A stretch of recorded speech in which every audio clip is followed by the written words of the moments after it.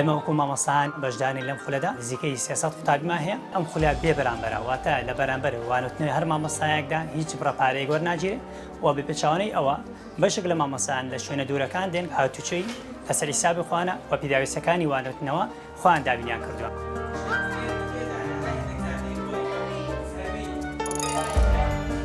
ئامانجی سەرەکی ئێمە لە کردنەوەی ئەم خولەدا ئەوەیەکەوە بەڕێژەیەکی بەرچاو خولە ئەهلیەکان نەهێڵین کەم بکرێنەوەنێ.